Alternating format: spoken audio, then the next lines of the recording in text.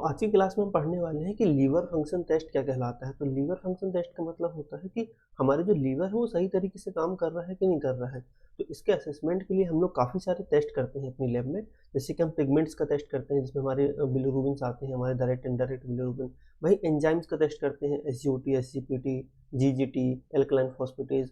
और कुछ प्रोटीन्स का टेस्ट करते हैं क्योंकि लीवर प्रोटीन भी तो बनाता है। तो एल्बुमिन की बात करें, हम लोग ग्लोबुलिन की बात करें और कुछ क्लॉटिंग फैक्टर्स की बात करें जो कि लीवर बनाता है। तो इन सारे टेस्टों से हम एक अंदाज़ा लगा सकते हैं कि लीवर जो है वो सही तरीके से काम कर रहा है कि नहीं कर रहा है। लीवर में कौन सी बीमारी है, क्रॉनिक कोई लीवर डिसीज़ है, फिर कोई एक्यूट लीवर डिसीज़ है। तो इसके बारे में आज की एक पूरी मास्टर क्लास होने वाली है। तो ये क्या कहलाते हैं, पहले तो हम देखेंगे कि बिलिरुबिन क्या कहलाता है, एसजीओटी, एसजीपीटी क्या कहलाते हैं, क्यों बढ़ जाते हैं ये, और हम इनका लैब में कैसे पता करेंगे, कौन सी मशीन यूज़ करेंगे हम लोग लैब में पता करने के लिए, कौन से प्रिंसिपल पे वो मशीनें काम करती हैं, बियर्स एंड लैम्बर्ट्स लॉ जो होता है वो क्या कहलाता है, और देन हम लोग कौन से रिएजेंट्स यूज़ करेंगे उनको डायग्नोस करने के लिए, कितनी मात्रा में रिएजेंट लेते हैं, क्या क्लिनिकल इंडिकेशंस हैं सारे टेस्टों के। तो इसके बारे में पूरी एक मास्टर क्लास है, तो शुरू से लेकर के एंड तक जुड़े रहेंगे तो एक बहुत अच्छा कॉन्सेप्ट डेवलप होगा हमारा एलएफटी के ऊपर।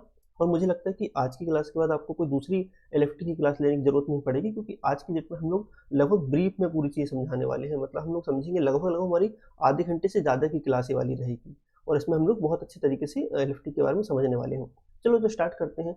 सबसे पहले तो एक इंट्रोडक्शन छोटा सा हम लोग देख लेते हैं कि एलएफटी क्या होता है। तो एलएफटी एक ब्लड टेस्ट है, ठीक है। ब्लड से हम लोग टेस्ट करते हैं, ब्लड को लेते हैं, उसको क्लॉट करते हैं, उससे सीरम निकालते हैं, और सीरम से फिर हम लोग जो सारे पैरामीटर्स हैं, चाहे बिलिरुबिन हो या एंजाइम्स वगैरह हो, तो उन सब की यहाँ पे जांच करते हैं। पता क्या चलता है इससे पता चलता है कि हमारा लीवर जो है वो सही तरीके से काम कर रहा है कि नहीं कर रहा है, ठीक है। फंक्शन सही तरीके से नहीं कर रहा है कि नहीं कर रहा है। वहीं जो एंजाइम्स हैं, बिलिरुबिन है, प्रोटीन्स वगैरह है, तो ये सब चीज़ों का हम लोग यहाँ पे पता लगाते हैं, मेजर करते हैं, जिससे हमको एक अंदाजा लगता है कि लीवर में क्या दिक्कत हो सकती है, ठीक है। तो नॉर्मल रेंज में ये रहते हैं, जैसे कि ऐसा नहीं कि एंजाइम्स जो है बड़ा नॉर्मल रहेंगे नहीं, कुछ एसजीओटी, एसजीपीटी कुछ एक नॉर्मल रेंज में रहेंगे। जैसे एसजीओटी की बात करें तो 5 से लेकर के 40 यूनिट पर लीटर रहेगा हमारा। वहीं जो एसजीओटी की अगर हम लोग बात करें तो लगभग 7 से लेकर के 55 के आसपास रहता है यूनिट पर लीटर। तो ये नॉर्मल रेंज के अंदर रहेंगे। अगर इससे बाहर जाते हैं तो फिर लीवर की प्रॉब्लम का हमको इंडिकेशन देंगे, ठीक है। तो कहाँ यूज़ कर रहे हैं, लीवर डिसीज़ के डायग्नोसिस में पता कर रहे हैं, हेल्थ मॉनिटर कर रहे हैं कि अगर हम लोग को अगर हमको डिसीज़ नहीं भी है तो भी हम अपनी हेल्थ को देखने के लिए कर सकते हैं।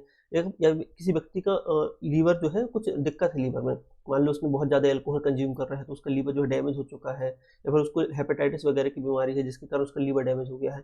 तो फिर हम उसका जब ट्रीटमेंट करेंगे तो ट्रीटमेंट करते टाइम क्या होगा, पहले तो उसके सारे पैरामीटर्स बढ़े रहेंगे, हो सकता है उसका बिलिरुबिन बढ़ा हो, एसजीओटी, एसजीपीटी बढ़े हुए हो। जब उसका हम ट्रीटमेंट करेंगे तो धीरे धीरे पैरामीटर्स कम होंगे, मतलब कि बिलिरुबिन उसका थोड़ा सा नॉर्मल साइड पे आएगा, एसजीओटी, एसजीपीटी नॉर्मल साइड पे आएगा। तो हम लोग क्या कर सकते हैं, ट्रीटमेंट का रिस्पॉन्स देखने के लिए भी हम लोग यहाँ पे एलएफटी का टेस्ट कर सकते हैं।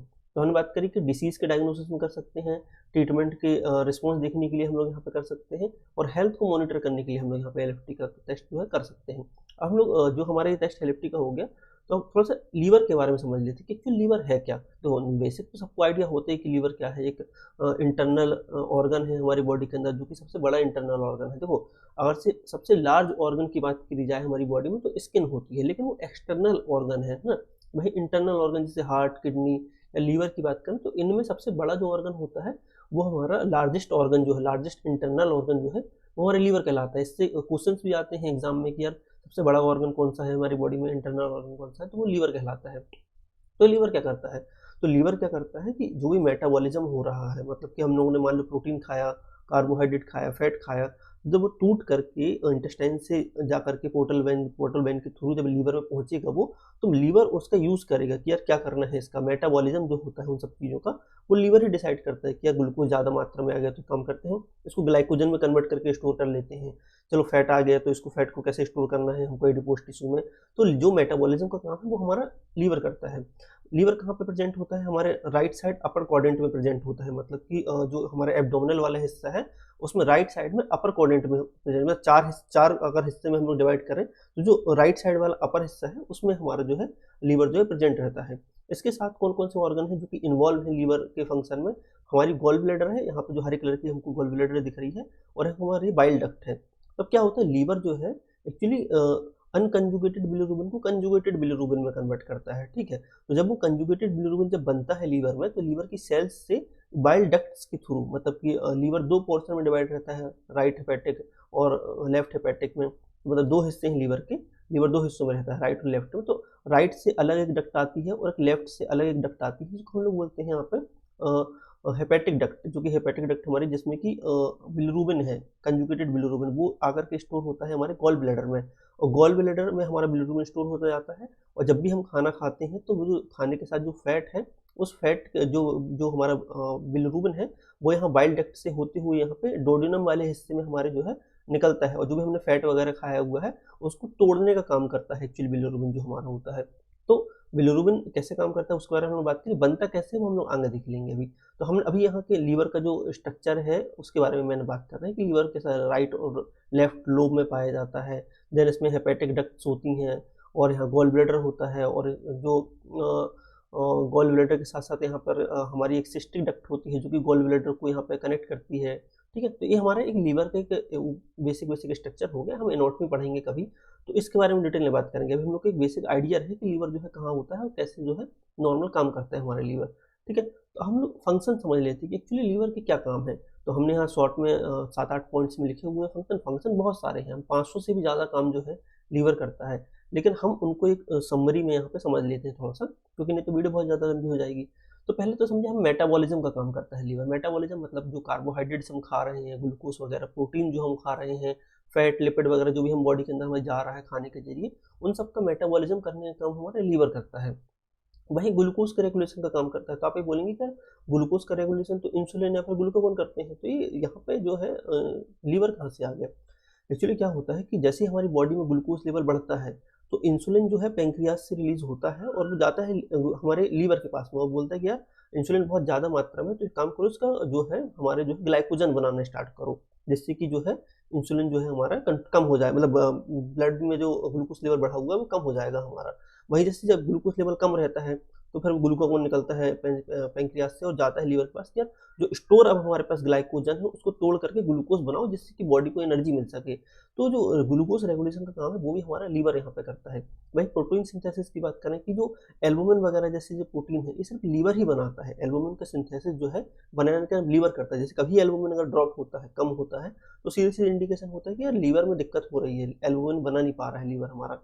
तो जो प्रोटीन के सिंथेसिस है चाहे वो एल्बुमिन हो, और जितने भी सारे क्लॉटिंग फैक्टर्स पाए जाते हैं जो कि बॉडी में क्लॉट की भूमिका निभाते हैं कि कहीं हमको चोट लग गई तो जो ब्लड बहना जो रुक जाता है, जो क्लॉट हो जाता है, तो वो क्लॉटिंग फैक्टर्स के कारण होता है। जो सारे क्लॉटिंग फैक्टर्स होते हैं वो हमारा लीवर ही बनाता है, और क्लॉटिंग फैक्टर्स एक टाइप के प्रोटीन ही है हमारे, जैसे कि फिब्रिनोजन है वो भी एक प्रोटीन है और क्लॉटिंग फैक्टर का काम करता है।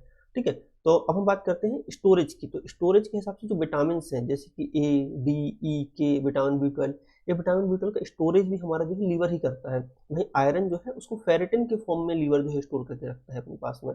तो स्टोरेज का काम हो गया लीवर का, मेटाबॉलिज्म का हो गया, ग्लूकोज रेगुलेशन का हो गया, प्रोटीन सिंथेसिस का हो गया। अब इसके अलावा और भी सारे काम हैं जैसे कि बाइल प्रोडक्शन का काम। तो बाइल प्रोडक्शन जैसे बताया कि जो अनकंजुगेटेड बिलिरुबिन है उसको कंजुगेटेड बिलिरुबिन में जो है लीवर कन्वर्ट करता है, जो कि फैट डाइजेशन में हमारे काम आता है। फैट डाइजेशन में काम आता है, वेस्ट एक्सक्रीशन में, मतलब कि जो यूरिन वगैरह जो निकल रही है हमारी बॉडी से वो येलो कलर की क्यों होती है, बिलिरुबिन के कारण होती है। वो यूरोबिलिरुबिन के फॉर्म में होता है वो अलग बात है, और जो यहाँ पे जो स्टूल जो कलर है स्टूल का वो येलो क्यों होता है, स्टर्कोबिलिरुबिन के कारण होता है। स्टर्कोबिलिरुबिन भी एक बिलिरुबिन का ही पार्ट है। तो और वो बिलिरुबिन आता है कहाँ से, लीवर से ही आता है। तो क्या है, बाइल प्रोडक्शन का काम यहाँ पे लीवर करता है हमारा। ठीक है, जो कि फैट डाइजेशन और वेस्ट एक्सक्रीशन में होता है, भूमिका निभाता है। वहीं जो ड्रग्स वगैरह है, टॉक्सिन्स वगैरह है, इनका रिमूवल, जैसे कोई अगर एल्कोहल कंज्यूम करता है तो उसका रिमूवल कौन करता है, वो लीवर के पास ही जाता है। लीवर के पास एक थोड़ी कैपेसिटी है कि जो कुछ मात्रा में एल्कोहल को जो है डिटॉक्सीफाई करके उसको बॉडी से बाहर निकाल सकता है। बहुत ज़्यादा मात्रा में करेंगे तो फिर लीवर डैमेज होने लगता है। ठीक है, तो जो ड्रग्स या फिर टॉक्सिन्स वगैरह हमारी बॉडी के लिए उनको रिमूव करने का काम भी लीवर करता है। वहीं कुछ हार्मोन्स का मेटाबॉलिज्म भी करता है। तो जैसे कि एस्ट्रोजन, इंसुलिन वगैरह होते हैं, इनका मेटाबॉलिज्म करता है। मेटाबॉलिज्म का मतलब है कि अगर जैसे एस्ट्रोजन जो बढ़ने लगे तो एस्ट्रोजन को तोड़ करके उसको बाहर बॉडी से बाहर निकाल देता है। इंसुलिन जो बढ़ जाता है तो इंसुलिन को तोड़ करके बॉडी से बाहर निकाल सकता है। तो इनका मेटाबॉलिज्म भी जो है लीवर हमारा करता है। वहीं अमोनिया जो हमारी बॉडी के लिए टॉक्सिक होती है अमोनिया, ठीक है, जो कि हमारे यहाँ पे प्रोटीन के डाइजेशन में निकलती है अमोनिया। तो अमोनिया जो है बहुत टॉक्सिक है हमारी बॉडी के लिए, तो उसको यूरिया में कन्वर्ट करके यूरिन के जरिए जो बाहर निकालने वाने का काम करता है वो भी लीवर ही करता है। तो लीवर के बहुत सारे काम हैं, हमने यहाँ शॉर्ट में इतने सारे काम देख लिए और इसके अलावा भी बहुत सारे काम हैं, ठीक है। तो हम क्या कर रहे हैं कि जब लीवर इतने सारे काम कर रहा है बॉडी के, तो अब मान लेते हैं लीवर में अगर कोई दिक्कत आती है तो फिर ये काम डिस्टर्ब हो जाएंगे, और जब ये काम डिस्टर्ब हमारे हो जाएंगे तो फिर हम इनसे रिलेटेड टेस्ट करके बता देंगे कि यार आपका एसजीपीटी बढ़ा हुआ है, तो मतलब आपकी लीवर की जो सेल्स हैं वो डैमेज हो रही हैं। बिलिरुबिन आपका इनडायरेक्ट वाला बढ़ा हुआ है, तो फिर दिक्कत है, आपको हीमोलाइसिस वगैरह हो रहा है। डायरेक्ट बिलिरुबिन बढ़ा हुआ है, एल्कलाइन फॉस्फेटेज बढ़ा हुआ है, तो बोल देंगे कि यार एल्कलाइन फॉस्फेटेज बढ़ा हुआ है तो हो सकता है कि आपके बाइल डक्ट में स्टोन्स वगैरह हुआ है, कोलेस्ट्रॉल के स्टोन्स। तो हम ऐसे इंडिकेशन से पता लगा सकते हैं। वो कैसे करते हैं वो हम आगे भी देखेंगे, डिस्कस करेंगे डिटेल में उसके बारे में। अब बात करते हैं कि जो हमारे एलएफटी है इनको किन कैटेगरी में डिवाइड किया गया है, मतलब जो एलएफटी के जो टेस्ट हैं उनको किन कैटेगरी में डिवाइड किया गया है। तो जो जैसे जो नॉर्मल काम है हमारे लीवर के, उसी के हिसाब से हम लोगों ने यहाँ पे क्या किए हैं, उनको एक कैटेगरी दे दी है। जैसे कि लीवर का काम क्या है, बिलिरुबिन का एक्सक्रीशन करना है, ठीक है। तो एक्सक्रीटरी फंक्शन जो है बिलिरुबिन का, बिलिरुबिन बनाना है लीवर का। तो एक्सक्रीटरी फंक्शन अगर हमको चेक करना है तो हम बिलिरुबिन की जांच कर लेंगे, बिलिरुबिन बढ़ा है कि नहीं बढ़ा है, कौन सा बिलिरुबिन बढ़ा हुआ है, तो हमको एक्सक्रीटरी फंक्शन जो लीवर का है वो पता चल जाएगा। वहीं एंजाइम्स बहुत सारे लीवर के अंदर पाए जाते हैं, SGOT, SGPT, alkaline phosphatase, GGT. तो इन एंजाइम्स जो है, अगर एंजाइम्स का लेवल बढ़ा रहेगा तो हम बता सकते हैं क्या दिक्कत हो सकती है लीवर में। वहीं इसकी जो सिंथेसिस की प्रोडक्शन है, मतलब कि जो बना रहा है, जैसे कि प्रोटीन्स वगैरह बनाता है लीवर, तो अगर हम प्रोटीन वगैरह की जांच कर लेंगे, एल्बुमिन की जांच कर लेंगे, प्रोथ्रोम्बिन टाइम वगैरह की जांच कर लेंगे, क्लोक्टिन फैक्टर्स वगैरह की, तो हमको पता चल जाएगा कि लीवर सही तरीके से काम कर रहा है कि नहीं कर रहा है। तो लीवर सही तरीके से काम कर रहा है, एलएफटी लीवर फंक्शन टेस्ट, तो जो फंक्शन जो यहाँ पे है वो फंक्शन सही तरीके से कर रहा है कि नहीं कर रहा है, उसके लिए हम लोगों ने प्रोफाइल बनाई हुई है कि उसमें हम लोगों ने बिलिरुबिन ऐड कर दिया, हम लोगों ने कुछ यहाँ पे एंजाइम्स को ऐड कर दिया, हम लोगों ने प्रोटीन्स को ऐड कर दिया, और इन सबको मिला करके हम लोगों ने एक प्रोफाइल, टेस्ट की प्रोफाइल बना ली कि आप ये 8 से 10 प्रकार के टेस्ट करा लो, तो आपका जो लीवर फंक्शन है वो कैसे काम कर रहा है लीवर, वो पता चल जाएगा हमको। और वहाँ पे अगर कोई दिक्कत हो तो फिर हम मेडिकेशन दे करके, अलग अलग मेडिसिन से हम लोग उसको ठीक कर लेंगे। तो ये हमारा एक मोटामोटी हमारा अंदाजा है। एक बार मैं देख लेता हूँ कि वीडियो सही चल रही कि नहीं चल रही है। सही चल रही है, कोई दिक्कत नहीं है, सब सही है। अब हम थोड़ा सा एक एक करके इनके बारे में समझ लेते हैं। जैसे कि बिलिरुबिन है, बिलिरुबिन क्या है, और एसजीओटी, एसजीपीटी, अल्कलाइन फॉस्फेटेज ये क्या है, क्योंकि जब हम इनको समझेंगे, इनकी नॉर्मल फंक्शनिंग समझेंगे, तभी तो हम इनके एबनॉर्मल लेवल्स को, या फिर हम क्यों बढ़ रहे हैं, ये इससे क्या इफेक्ट पड़ रहा है, वो हम समझ पाएंगे। तो सबसे पहले बिलिरुबिन की बात कर लेते हैं। तो पहले हम नॉर्मल समझ लेते हैं बिलिरुबिन का बढ़ना, या नॉर्मल फॉर्मेशन ऑफ बिलिरुबिन समझ लेते हैं, फिर एबनॉर्मल की बात करेंगे। तो मेरे ख्याल से सबको दिख रहा होगा स्क्रीन में, ठीक है। तो यहाँ पे हम लोग देखते हैं कि जो हमारी आरबीसीज होती हैं, तो आरबीसी एक एज के बाद, जैसे कि 120 दिन के बाद क्या होती हैं, स्प्लीन में जाती हैं, और स्प्लीन में प्रेजेंट मैक्रोफेजेस जो होती हैं, मैक्रोफेजेस एक सेल होती हैं, ठीक है, जो कि इम्यूनिटी में हमको हेल्प करती है, वही आरबीसी को भी खा जाती हैं। तो स्प्लीन में जब जो पुरानी आरबीसी हो चुकी है, 120 दिन पुरानी हो चुकी है, या फिर कुछ टूटी फूटी आरबीसीज हैं, या फिर कोई बीमारी के कारण आरबीसी टूट रही हैं, तो वो जाएंगे अपनी स्प्लीन में। अब स्प्लीन क्या करेगा, वहाँ पे स्प्लीन में मौजूद जो मैक्रोफेजेस हैं वो उस आरबीसी को खा जाएंगी। अब उस आरबीसी को जब खाएंगी जो मैक्रोफेजेस हैं, तो आरबीसी के अंदर क्या रहता है, हीमोग्लोबिन रहता है, और हीमोग्लोबिन के दो पार्ट रहते हैं, एक रहता है हीम और एक रहता है ग्लोबुलिन। तो ग्लोबुलिन वाला जो पार्ट है वो प्रोटीन वाला पार्ट है, तो बॉडी को है प्रोटीन वाले पार्ट को तो कोई दिक्कत नहीं है, लेकिन जो हीम वाला पार्ट है, उस हीम वाले पार्ट से जो है, अब स्प्लीन से क्या होगा, एक अनकंजुगेटेड बिलिरुबिन बनेगा, मतलब ऐसा बिलिरुबिन जो कि इनडायरेक्ट बिलिरुबिन जिसको हम बोलते हैं। तो वो इनडायरेक्ट बिलिरुबिन हमारा जो है स्प्लीन से आ जाएगा हमारे लीवर में, जो कि हीम से बना हुआ है, ठीक है। तो अनकंजुगेटेड बिलिरुबिन जो है हमारे एल्बुमिन के साथ अटैच होकर के हमारे ब्लड में आ जाएगा। अब जो अनकंजुगेटेड बिलिरुबिन जो ब्लड में आया हुआ है, जो कि आरबीसी के टूटने से बना हुआ है, वो जाएगा हमारा ब्लड में ट्रेवल करते हुए लीवर के पास। तो लीवर में एक सेल होती है जिसको हम हेपेटोसाइट बोलते हैं, लीवर बहुत सारी हेपेटोसाइट से मिलकर के बना हुआ है। तो जब लीवर के अंदर जाएगा अनकंजुगेटेड बिलिरुबिन, तो वो जाएगा हेपेटोसाइट्स के पास, हेपेटोसाइट मतलब लीवर की सेल के पास। अब लीवर की सेल उसमें प्रोटीन अटैच करेगी और ग्लूकोज वगैरह अटैच करेगी, तो ये सब चीज़ें अटैच करके उसको कंजुगेट बिलिरुबिन में कन्वर्ट करेगी। तो अब जो हमारा बिलिरुबिन है, अनकंजुगेटेड बिलिरुबिन था, जो कि लीवर के पास आया आरबीसी टूटने से जो बना हुआ था, और वही जो आरबीसी टूटने से अनकंजुगेटेड बिलिरुबिन बना हुआ था, लीवर ने उसको प्रोसेस करके उसको कंजुगेट बिलिरुबिन में कन्वर्ट कर दिया। अब जब लीवर की सेल इस कंजुगेट बिलिरुबिन को जब बना देगी, तो ये कंजुगेटेड जब जो बिलिरुबिन है वो बाइल डक्ट से होते हुए, जिसको हम बाइलरी सिस्टम बोलते हैं, बाइल डक्ट से होते हुए हमारी जो गॉल ब्लैडर में जाकर स्टोर हो जाएगा, और जब भी हम खाना खाएंगे तो वो जब हम खाना खाएंगे तो वो जो बाइल डक्ट है, बाइल डक्ट से होते हुए वो ड्यूडेनम वाले हिस्से में, जो स्मॉल इंटेस्टाइन का जो ड्यूडेनम वाला हिस्सा है, उस स्मॉल इंटेस्टाइन में जो है हमारा कंजुगेटेड बिलिरुबिन चला जाएगा। अब कंजुगेटेड बिलिरुबिन हमारा आ चुका है स्मॉल इंटेस्टाइन में, ठीक है। अब देखो जिसको अगर ये वीडियो नहीं दिख रही हो यहाँ पे क्लियर, तो वो थोड़ा सा क्वालिटी बढ़ा सकता है वीडियो की, जिससे जो छोटे छोटे शब्द हमारे लिखे हुए हैं वो थोड़ा अच्छे तरीके से दिखने लगेंगे, है ना।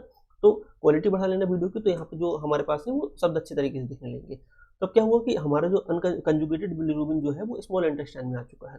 अब स्मॉल इंटेस्टाइन में कंजुगेटेड बिलिरुबिन जो रहेगा, उसको बैक्टीरिया जो स्मॉल इंटेस्टाइन में प्रेजेंट है वो उसको प्रोसेस करके यूरोबिलिनोजन में कन्वर्ट करेंगे, ठीक है। यूरोबिलिनोजन में कन्वर्ट करेंगे, और जो यहाँ पे जो हमारे बिलिरुबिन आया हुआ है वो फैट के साथ डिजोल्व होकर फैट को तोड़ेगा ओड़ेगा, उसकी जो है पूरी मेटाबॉलिज्म की जो डाइजेशन की जो प्रोसेस है वो करेगा। और जो बिलिरुबिन है, जो बैक्टीरिया जो इंटेस्टाइन में प्रेजेंट है वो उसको प्रोसेस करके यूरोबिलिनोजन में कन्वर्ट करेंगे। अब जो यूरोबिलिनोजन है इसका 90% भाग जो है वो स्टर्कोबिलिनोजन बन करके स्टूल के साथ जो है एक्सक्रीट कर दिया जाता है। स्टूल का जो कलर येलो होता है वो इसी स्टर्कोबिलिनोजन के कारण होता है। बाकी जो 10% जो यूरोबिलिनोजन बचा हुआ है वो पोर्टल वेन के थ्रू, पोर्टल वेन एक वेन होती है जो कि इंटेस्टाइन को कनेक्ट करती है लीवर से, तो पोर्टल वेन के थ्रू वापस से लीवर में चला जाएगा। क्या चला जाएगा? यूरोबिलिनोजन 10% जो बचा हुआ है, ठीक है। 90% हमारा एक्सक्रीट हो गया स्टूल के साथ, तो जो 10% जो बचा यूरोबिलिनोजन है वो लीवर में जाएगा, फिर लीवर से फिर वो हमारे ब्लड में जाएगा, ठीक है। और ब्लड से फिर वो पहुंचेगा हमारे किडनी में। कौन पहुंचेगा? यूरोबिलिनोजन पहुंचेगा। और किडनी में जब यूरोबिलिनोजन पहुंचेगा तो किडनी में क्या बनती है? यूरिन बनती है। तो यूरिन के साथ यूरोबिलिनोजन जो है फिल्टर करके बाहर निकाल दिया जाए किडनी से, क्योंकि यूरोबिलिनोजन की हमको जरूरत तो है नहीं ना बॉडी के अंदर ऐसे। तो अब जो यूरोबिलिनोजन है वो यूरिन के साथ बाहर जा रहा है। यूरोबिलिन जो बिलिरुबिन है उसका कलर कैसे होता है? येलो कलर होता है। तो जो स्टूल का कलर है इसी कारण येलो होता है, स्टर्कोबिलिन के कारण। और यूरिन का जो हमारा जो येलो कलर होता है वो जो यूरोबिलिनोजन जो हमारे अब पहुंचा हुआ है किडनी के पास, जो कि यूरिन के माध्यम से बाहर निकलेगा, उसके कारण ही हमारा जो यूरिन का कलर है वो येलो होता है, ठीक है, यूरोबिलिनोजन के कारण। तो हमने बात करी बिलिरुबिन जो है नॉर्मली इसी टाइप से बनता है।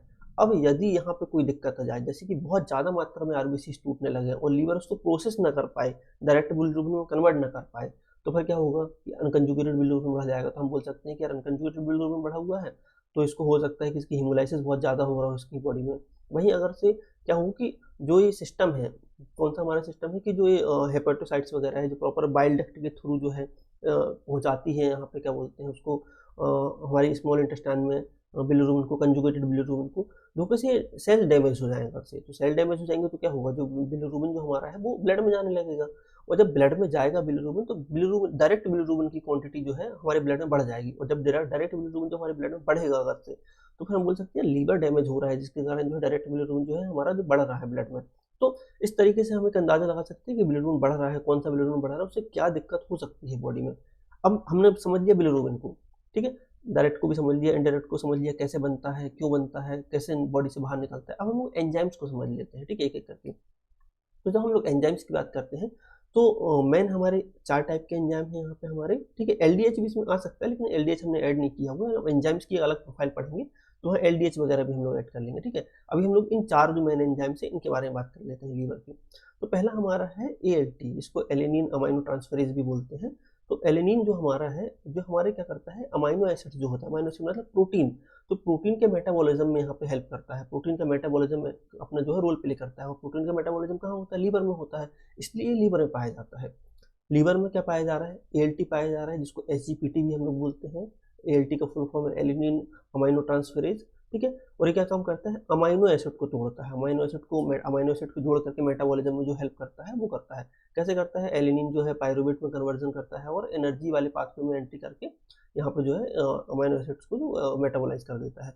तो ये नॉर्मल इसका फंक्शन है कि यार इस टाइप से अमाइनो एसिड के मेटाबॉलिज्म में हेल्प कर रहा है एलिनिन।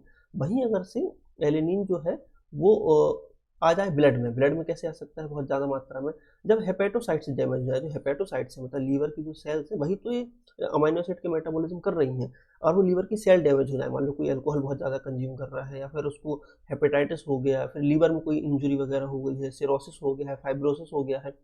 तो अगर लीवर की किसी भी टाइप की बीमारी उसको हुई, ठीक है, जो कि उसको इन्फेक्ट कर सकती है लीवर को, तो अगर लीवर की सेल अगर हमारी डैमेज हो रही हैं किसी भी कारण से, कोई बीमारी के कारण से, तो वो जो हमारा लीवर की सेल के अंदर प्रेजेंट एएलटी है वो हमारा आने लगेगा ब्लड में। ब्लड में एक्चुअली लीक हो जाएगा वो, और जब ब्लड में लीक हो जाएगा तो ब्लड में क्या है, एएलटी का लेवल बढ़ जाएगा, ठीक है। तो हमने एएलटी को समझ लिया। ऐसे ही एएलटी का काम है। तो एएलटी क्या है? एएलटी भी हमारा जो है अमाइनो एसिड के मेटाबॉलिज्म का काम करता है। डायरेक्टली नहीं करता है, इनडायरेक्ट तरीके से करता है, लेकिन करता है। हमारा जो एएलटी भी है उसको भी हम लोग यहाँ पे एस्पार्टेट अमाइनो ट्रांसफरेज बोलते हैं। तो हमारा जो है एएलटी जो है, ठीक है, वो क्या करता है, एएलटी को एसजीओटी भी बोला जाता है। तो एएलटी जो है एस्पार्टेट एस्पार्टेट हमारा अमाइनो ट्रांसफरेज जो है, तो वो क्या करता है, यहाँ पे अमाइनो एसिड का मेटाबॉलिज्म करता है और एनर्जी जो है प्रोडक्शन वगैरह है, इनमें इनडायरेक्ट तरीके से रोल प्ले करता है। यहाँ पे डायरेक्ट रोल प्ले कर रहा है और इनडायरेक्ट रोल प्ले करता है। तो अगर से लीवर डैमेज हो रहा है तो हमारा क्या है, एएसटी जो है इसकी मात्रा ही बढ़ जाएगी। लेकिन ध्यान रखने वाली बात यहाँ पे है कि जो एएलटी है वो सिर्फ हमारे लीवर में पाया जाता है और लीवर डैमेज होगा तब एएलटी बढ़ेगा। लेकिन ईएसटी के साथ ऐसा नहीं है। ईएसटी बहुत सारी जगह पाया जाता है, जैसे लीवर की सेल्स में पाया जाता है, हार्ट की सेल्स में पाया जाता है, मसल्स वगैरह जो हमारी होती हैं उनमें पाया जाता है। तो अगर कहीं पे भी मान लो किसी को हार्ट अटैक वगैरह आया तो उस टाइम पे भी ईएसटी बढ़ जाता है, हार्ट अटैक के टाइम पे भी।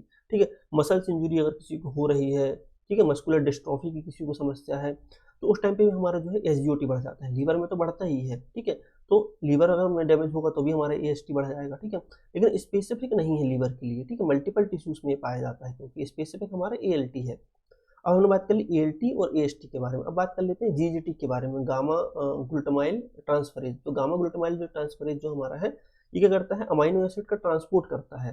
ठीक है, और ग्लूटाथियोन जो होता है उसका मेटाबॉलिज्म करता है। तो क्या कर रहा है, अमाइनो एसिड का ट्रांसपोर्ट कर रहा है, ग्लूटाथियोन्स का मेटाबॉलिज्म कर रहा है और डिटॉक्सिफिकेशन प्रोसेस करता है। जैसे कोई अल्कोहल वगैरह अगर कंज्यूम करता है तो वहाँ पे जो डिटॉक्सिफिकेशन की प्रोसेस है वो जीजीटी के थ्रू ही की जाती है। तो वही इसका क्लिनिकल यूज भी है। जैसे कि अगर कोई अल्कोहल बहुत ज़्यादा मात्रा में कंज्यूम कर रहा है अगर से, तो अगर हम किसी का, हमारे पास अगर किसी का ब्लड है और हम उसका जीजीटी करते हैं अगर से, तो जीजीटी की मात्रा बढ़ी हुई मिलेगी उसकी बॉडी में, क्योंकि जीजीटी बहुत ज़्यादा मात्रा में जो है ब्लड में आ रहा है अल्कोहल कंज्यूम करने के कारण। तो अल्कोहल अगर कोई ज़्यादा मात्रा में कंज्यूम कर रहा है तो बेस्ट मार्कर उसके लिए जीजीटी है।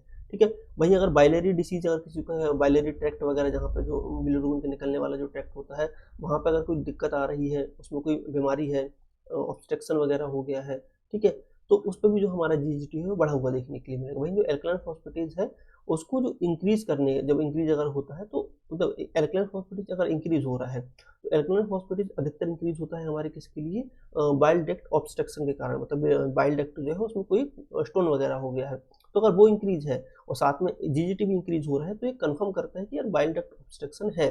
ठीक है, तो ये हमारा इस टाइप से हम लोग जीजीटी के बारे में समझते हैं। वहीं एल्कलाइन फॉस्फेटेज की अगर बात करें, एएलपी एएलकेपी कई लोग बोलते हैं, तो एएलपी जो है एल्कलाइन फॉस्फेटेज जो हमारा है वो क्या करता है, जब लीवर में जो फॉस्फेट ग्रुप जो होते हैं उनको रिमूव करने का काम करता है। जो मेटाबॉलिज्म के जो प्रोसेस में जो फॉस्फेट ग्रुप्स होते हैं उनको रिमूव करने का काम करता है। इसको डीफॉस्फोराइलेशन बोलते हैं हम लोग यहाँ पे। ठीक है, और क्या करता है, बाइल फॉर्मेशन में और बाइल फ्लो से भी रिलेटेड है। मतलब कि जो बिलिरुबिन जब बन रहा होता है उस पर भी ये काम करता है, और जो बिलिरुबिन जब फ्लो होता है, मतलब कि बिलिरुबिन जब लीवर से निकल करके बाइल डक्ट से होते हुए हमारे गॉल ब्लैडर में आता है, तो उससे भी हमारा जो है एल्कलाइन फॉस्फेटेज रिलेटेड है उनकी, क्योंकि सेल्स वगैरह में पाया जाता है, ये जो बाइल डक्ट की सेल्स वगैरह होती है वहाँ पे। तो अगर से बाइल डक्ट में ऑब्स्ट्रक्शन हो रहा है, ऑब्स्ट्रक्शन किस कारण हो सकता है, कोलेस्टेसिस उसको बोलते हैं। कोलेस्टेसिस मतलब होता है कि कुछ ऐसे कोलेस्ट्रॉल के कुछ ऐसे क्रिस्टल नहीं बोल सकते, स्टोन्स बोल सकते हैं हम लोग। तो कई बार क्या होता है, जब किसी को कोलेस्ट्रॉल के स्टोन्स बन जाते हैं बाइल डक्ट में, कोलेस्ट्रॉल के स्टोन कहाँ बन रहे हैं, बाइल डक्ट में बन रहे हैं, तो उसको हम लोग यहाँ पे कोलेस्टेसिस बोलते हैं। कोलेस्टोसिस मतलब होता है बाइल कोलेस्ट्रॉल के स्टोन्स बन जाना बाइल डक्ट में, और बाइल डक्ट में जब कोलेस्ट्रॉल के स्टोन्स बन जाएंगे तो बाइल ऑब्स्ट्रक्शन हो जाएगा। मतलब बिलिरुबिन जो है वो नहीं जा पा रहा है हमारे इंटेस्टाइन में। ठीक है, बिलिरुबिन इंटेस्टाइन में नहीं जा पाएगा तो क्या होगा, फिर वो बिलिरुबिन की मात्रा एक तो हमारे ब्लड में बढ़ने लगेगी और साथ साथ में एल्कलाइन फॉस्फेटेज की मात्रा ही बढ़ने लगेगी। तो बिलिरुबिन अगर ब्लड में बढ़ रहा है तो वो हो सकता है कि यार लीवर डैमेज हो, लेकिन एल्कलाइन फॉस्फेटेज भी साथ में बहुत ज़्यादा मात्रा में बढ़ रहा है तो वो इंडिकेशन होता है कि यार उसको स्टोन वगैरह हो सकता है यहाँ पे बाइल डक्ट में। ठीक है, और एल्कलाइन फॉस्फेटेज सिर्फ यहाँ पे लीवर में नहीं पाया जाता है, बोन्स वगैरह में ही पाया जाता है। जैसे किसी को अगर बोन्स डिसीज है, जैसे कि रिकेट्सिया वगैरह होता है, ऑस्टियोमलेसिया वगैरह जो बीमारियाँ होती हैं, तो इन बीमारियों में भी जो है एल्कलाइन फॉस्फेटेज जो हमारा बढ़ जाता है। तो हमने कुछ एंजाइम्स की बात कर ली जो यहाँ पे लीवर में पाए जाते हैं। ठीक है, अब हम लोग थोड़े से प्रोटीन्स की प्रोटीन्स के बारे में बात कर लेते हैं। 2-3 प्रोटीन्स हैं जो कि हमारे लीवर में पाए जाते हैं। हम इनके बारे में पढ़ इसलिए रहे हैं क्योंकि यही हम जब इनका जब टेस्ट करेंगे तो यही हमको बताएंगे कि क्या दिक्कत है लीवर में। ठीक है, तो पहले एल्बुमिन की बात कर लेते हैं। तो सिर्फ एल्बुमिन ही एक ऐसा प्रोटीन है जो कि सिर्फ लीवर में बनता है और कहीं नहीं बनता है एल्बुमिन हमारा। ठीक है, कोई और सेल नहीं बनाती, सिर्फ लीवर की सेल ही हमारी बनाती है। तो अगर इसका लेवल कम होता है तो हम बोल सकते हैं कि लीवर डिसीज है, क्रोनिक लीवर डिसीज है, सिरोसिस वगैरह हो रहा है, जिसके कारण एल्बुमिन का लेवल जो है डाउन हो गया है। एल्बुमिन क्या काम करता है, हमारी बॉडी में प्रेशर बना के रखता है, ऑस्मोटिक प्रेशर, ऑन्कोटिक प्रेशर जिसको हम लोग बोले। तो जो फ्लूइड बैलेंस वगैरह है हमारी बॉडी का, वो जो है हमारा एल्बुमिन बना करके रखता है। वहीं जो है ड्रग्स वगैरह या फिर हार्मोन्स वगैरह का जो ट्रांसपोर्ट वगैरह है वो एल्बुमिन के थ्रू ही होता है, ड्रग्स और हार्मोन्स वगैरह का ट्रांसपोर्ट। ठीक है, अब क्या है, लीवर से इसलिए रिलेटेड है क्योंकि लीवर ही सिर्फ हमारा इसको बनाता है। Pure synthesis liver function test में आता है, क्योंकि लीवर अगर इसकी डायरेक्ट मात्रा कम हुई अगर से, तो क्रोनिक लीवर डिसीज का संकेत हो सकता है, फिर सर्रोसिस का संकेत हमारा हो सकता है। वहीं ग्लोबुलिन की अगर बात करें तो ग्लोबुलिन हमारी बॉडी में एंटीबॉडीज बनाने का काम करता है। ग्लोबुलिन, इम्यूनोग्लोबुलिन, जैसे कल हमने बात की थी, तो जो इम्यूनिटी देने का काम है वो ग्लोबुलिन प्रोटीन का ही है, एंटीबॉडीज बनाता है ग्लोबुलिन प्रोटीन। और यही ग्लोबुलिन प्रोटीन जो है, हीमोग्लोबिन की बात करें तो इनमें क्या है, ट्रांसपोर्ट का भी काम करता है, ट्रांसपोर्टर प्रोटीन्स भी है। अब लीवर से इसका क्या कनेक्शन है, जो लीवर वगैरह है, जो लीवर वगैरह है वो कंट्रीब्यूट करता है इसको बनाने में, ग्लोबुलिन को बनाने में। ठीक है, और इम्यून सिस्टम के थ्रू ही बनती है। जैसे कि इम्यून सिस्टम मतलब कि हम लोग बात करें कि जो इम्यून सेल्स होती हैं, इम्यून हमारी बी लिम्फोसाइट्स जो होती हैं वो प्लाज्मा सेल में कन्वर्ट होती हैं, और जो प्लाज्मा सेल्स हैं वो भी बनाती हैं हमारी एंटीबॉडीज़ वगैरह। तो दोनों बनाते हैं, मतलब कि इम्यून सिस्टम भी बनाता है एंटीबॉडीज़, और लीवर जो है वो ग्लोबुलिन बनाता है हमारा। तो दोनों मिलकर के कंट्रीब्यूट करते हैं हमारे जो है यहाँ पे इम्यूनिटी में। ठीक है, अब यहीं अगर से ग्लोबुलिन की मात्रा अगर बढ़ने लगे, मतलब बॉडी में अगर ग्लोबुलिन की मात्रा बढ़ने लगे, तो ग्लोबुलिन की मात्रा बढ़ने का मतलब क्या हो रहा है कि कोई ना कोई टाइप का इन्फेक्शन हुआ है बॉडी में, तो हमारी एंटीबॉडीज बढ़ रही हैं। एंटीबॉडीज मतलब ग्लोबुलिन तो एंटीबॉडीज है ना, तो क्रॉनिक अगर इन्फेक्शन वगैरह होता है, लीवर डिसीज वगैरह होती है, तो ग्लोबुलिन बढ़ जाता है हमारा। ठीक है, और हमारा एल्बुमिन कम हो जाता है। नॉर्मली इसका जो रेशो हमारा चलता है 1 पॉइंट मतलब कि अगर से 2 पार्ट अगर से हमारा जो एल्बुमिन है तो 1 पार्ट हमारा ग्लोबुलिन होगा। वहीं इसका रेशो अगर बिगड़ जाए हमारा, ठीक है, मान लो ग्लोबुलिन की मात्रा ज़्यादा हो गई, एल्बुमिन की मात्रा कम हो गई, तो ये हमको इंडिकेट कर सकता है कि यार हो सकता है कि लिवर डिसीज वगैरह हो सकता है इन्फेक्शन वगैरह हो, जिस कारण का रेशो जो है, एजी रेशो, एल्बुमिन ग्लोबुलिन रेशो जो है वो बिगड़ चुका है हमारा। वहीं अगर एक और जो हमारा मेन हमारा जो टेस्ट है जो क्लॉटिंग फैक्टर से रिलेटेड है, जैसे कि अगर हमारे जो क्लॉटिंग फैक्टर्स वगैरह हैं, चाहे वो प्रोथ्रोम्बिन की बात करें हम लोग यहाँ पे, clotting factor 7, clotting factor 9, clotting factor 10, इनकी बात करें तो ये सारे जो क्लॉटिंग फैक्टर्स होते हैं ये सारे लीवर ही बनाता है हमारा। ठीक है, अब यदि किसी के जो लीवर में डैमेज हो गया, लीवर प्रॉपर तरीके से काम नहीं कर रहा है, तो क्लॉटिंग फैक्टर नहीं बनेंगे, तो उसको अगर ब्लीडिंग कहीं होगी तो रुकेगी नहीं, ब्लीडिंग ब्लीडिंग होती ही जाएगी। तो ब्लीडिंग को रोकने का काम क्लॉटिंग फैक्टर्स करते हैं हमारे। लीवर से क्या रिलेशन है, क्योंकि लीवर इनको बनाता है। ठीक है, विटामिन के वगैरह पे भी डिपेंडेंट होता है सारे। तो अगर से इनकी कमी आ जाएगी, मान लो किसी का प्रोथ्रोम्बिन टाइम या पीटीआईएनआर बढ़ा हुआ आ रहा है, तो प्रोथ्रोम्बिन टाइम या पीटीआईएनआर का बढ़ना, इसका मतलब ये नहीं कि फैक्टर्स बढ़े हुए हैं, इसका मतलब ये है कि क्लॉटिंग उतनी देर में हो रही है।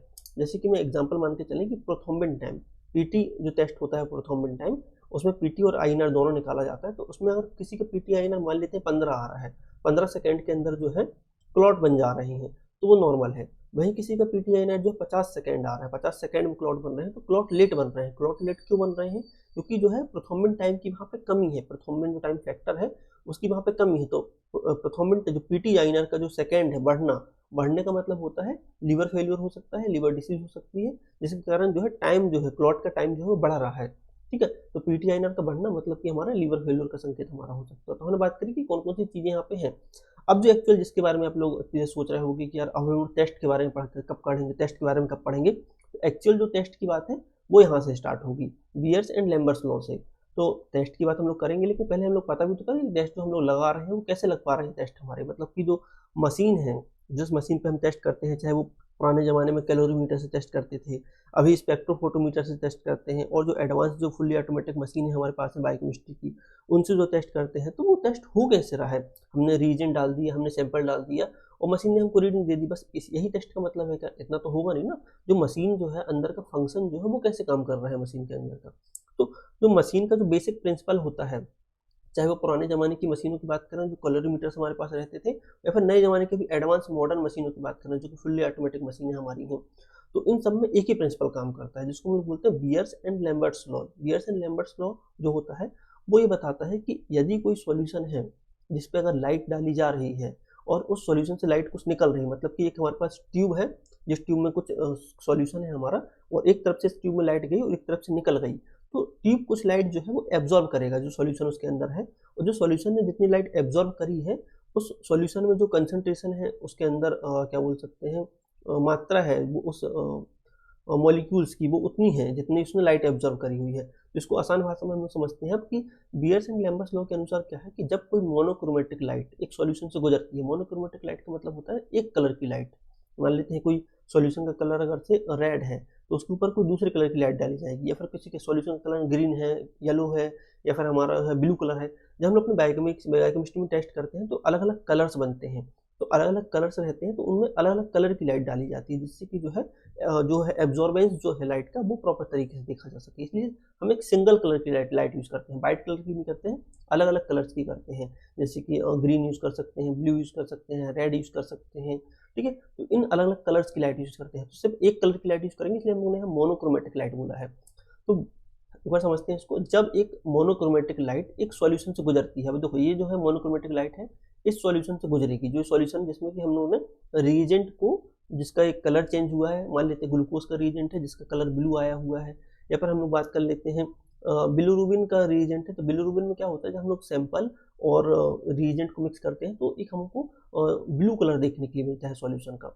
तो ब्लू कलर हमको देखने के लिए मिल रहा है, यहाँ पे हमने एक लाइट पास करी यहाँ से, ठीक है, और लाइट जब यहाँ से सॉल्यूशन से होते हुए बाहर निकलेगी तो कुछ लाइट जो है सॉल्यूशन एब्जॉर्ब कर लेगा। तो उसको यहाँ पे बोला गया है कि जब एक मोनोक्रोमेटिक लाइट सॉल्यूशन से गुजरती है तब सॉल्यूशन द्वारा एब्जॉर्ब प्रकाश की मात्रा मतलब इस सॉल्यूशन ने जितनी लाइट एब्जॉर्ब कर ली है अपने अंदर, उसकी मात्रा जो है, उसका कंसंट्रेशन जो है, उसकी मात्रा जो है, उसके कंसंट्रेशन और पाथ के सीधे समानुपाती होता है। मतलब कि जितना इसके अंदर कंसंट्रेशन है उस मॉलिक्यूल्स का, जो कि बिलिरुबिन के मॉलिक्यूल्स हैं, वो उस मॉलिक्यूल और जितने पाथ में लाइट ट्रेवल की हुई है, एक मिनट में यहाँ पे निकाल लेता हूँ, एक मार्कर निकाल लेता हूँ जिससे कि थोड़ा सा हेल्प हो जाएगी। देखो ये जो पूरा है, यहाँ से लेकर के लाइट ने सॉल्यूशन के अंदर यहाँ तक जो है ट्रेवल किया हुआ है, तो इसकी जितनी लेंथ है वो हमारी एल है, ठीक है। इस लेंथ को हम लोग एल बोल रहे हैं, और जो लाइट हमारी यहाँ पर जा रही है और जो इस सॉल्यूशन के अंदर जो हमारे जो मॉलिक्यूल्स वगैरह भरे हुए हैं, उसको हम लोग बोलते हैं कंसंट्रेशन ऑफ मॉलिक्यूल। तो जितना इस मॉलिक्यूल का कंसंट्रेशन है और जितनी लाइट ने इसमें ट्रेवल किया हुआ है, उतना ही हमारा जो है उसकी वैल्यू होगी, उसकी मतलब बिलिरुबिन की वैल्यू हमारी होगी। मतलब सीधे सीधा मतलब ये है कि जितनी लाइट हमारा ये सॉल्यूशन एब्जॉर्ब करेगा और जितनी जितनी इसकी दूरी रहेगी इस लाइट के ट्रेवल करने की, वो हमारी बराबर होगी उस मॉलिक्यूल की प्रेजेंट की, जितना मॉलिक्यूल है इसके मतलब कि सॉल्यूशन के अंदर। उसको और अच्छे तरीके से हम समझेंगे। अब इससे पता समझ के चलें कि जो एब्जॉर्बेंस जो होता है, जो कि लाइट यहाँ पे एब्जॉर्ब हो रही है, वो हमारी बराबर होती है एप्सिलॉन। एप्सिलॉन मतलब कि जो है, जो मॉलिक्यूल जो लाइट एब्जॉर्ब कर रहे हैं और उन मॉलिक्यूल का कंसंट्रेशन कितना है और वो लाइट कितने दूर ट्रेवल कर रही है, इन सब के बराबर होता है एब्जॉर्बेंस। और एब्जॉर्बेंस से ही हम पता लगाते हैं कि उसका कंसंट्रेशन कितना है। जैसे कि अगर ग्लूकोज की हम लोग बात करें तो ग्लूकोज अगर रीडिंग अगर 100 आ रही है तो उसमें जो है कलर जो है कम बनेगा हमारा रीजेंट में, और अगर 200 वैल्यू आएगी तो थोड़ा ज़्यादा रेड कलर दिखाई देगा, 400 वैल्यू आएगी तो और ज़्यादा रेड कलर दिखाई देगा कंसंट्रेशन में। तो जितना ज़्यादा डार्क हमारा जो है सॉल्यूशन जो होता जाएगा, तो उतनी ज़्यादा लाइट को एब्जॉर्ब करेगा ये, और जितनी ज़्यादा लाइट को एब्जॉर्ब करेगा उतना ज़्यादा जो है हमारे पास वैल्यू आएगी। जितनी ज़्यादा लाइट को एब्जॉर्ब किया हुआ तो उतनी ज़्यादा ग्लूकोज के जो मॉलिक्यूल्स हैं उस लाइट उसके जो है सॉल्यूशन के अंदर प्रेजेंट है, ठीक है। जितने ज़्यादा मॉलिक्यूल सॉल्यूशन के अंदर प्रेजेंट होंगे वो उतनी जो है ग्लूकोज की कंसंट्रेशन कहलाएगी हमारी, ठीक है। सिंपल सी ऐसा है। अब हम लोग एक बार इसको और डिवाइड करके समझ लेते हैं कि दो साइंटिस्ट एक्चुअली हुए, बियर्स एंड लैम्बर्ट्स लो है, दो साइंटिस्ट के नाम पे है। जो बियर्स एक साइंटिस्ट थे और लैम्बर्ट्स एक साइंटिस्ट थे, इन दोनों ने अलग अलग दो फॉर्मूले दिए थे। जैसे बियर्स जो है हमारे, उनने फॉर्मूला दिया था कि जो कोई पदार्थ जो होता है उसमें जो एब्जॉर्ब की गई जो लाइट होती है वो उस पदार्थ में मौजूद कंसंट्रेशन के बराबर होता है। मतलब कि जितने ग्लूकोज के मॉलिक्यूल हैं उसके अंदर जो हम लोगों ने सॉल्यूशन बनाया हुआ है, तो जितने ग्लूकोज के मॉलिक्यूल हैं और जितनी लाइट वो एब्जॉर्ब करेगा वो सॉल्यूशन, वो ग्लूकोज के मॉलिक्यूल और वो लाइट जितनी एब्जॉर्ब की गई है उसके बराबर ही रहेंगे, ठीक है। लेकिन यहाँ पे एक दिक्कत ये थी कि हम लोग पाथ नहीं बता पा रहे थे कि यार हम लोग लाइट डाल रहे हैं, वही उसकी डिस्टेंस भी तो हो, कितनी दूर तक वो जो है, कितनी डेंसिटी कितनी है उसकी कंसंट्रेशन में। मतलब कि उस जो हमारे ट्यूब जो हमारे पास है, उसकी ट्यूब की खुद की भी तो डेंसिटी होगी ना, कि यार पतली सी ट्यूब ले लेंगे या फिर मोटी ट्यूब लेंगे तो उसमें जो है लाइट जो है पतली ट्यूब में जल्दी से पास कर जाएगी, और जो मोटी ट्यूब अगर लेंगे तो उसमें थोड़ा देर में पास करेगी। तो जितनी देर में लाइट पास करेगी उतनी कम लाइट निकलेगी सामने तरफ से, और जितनी जल्दी पास कर जाएगी उतनी ज़्यादा लाइट निकल जाएगी। तो इसकी लेंथ भी तो एक फैक्टर होगा ना, कि लेंथ कितनी है इस ट्यूब में, जो अंदर जो सॉल्यूशन है, सॉल्यूशन की लेंथ कितनी है जिससे लाइट पास हो रही है। तो फिर लैम्बर्ट्स आए, तो लैम्बर्ट्स ने क्या बोला, लैम्बर्ट्स ने ये बोला कि कोई पदार्थ की जो एब्जॉर्बेंस है वो उसकी पाथ लेंथ पर भी डिपेंड करती है, कि लाइट कितनी दूर ट्रेवल कर रही है उस सॉल्यूशन के अंदर, ठीक है।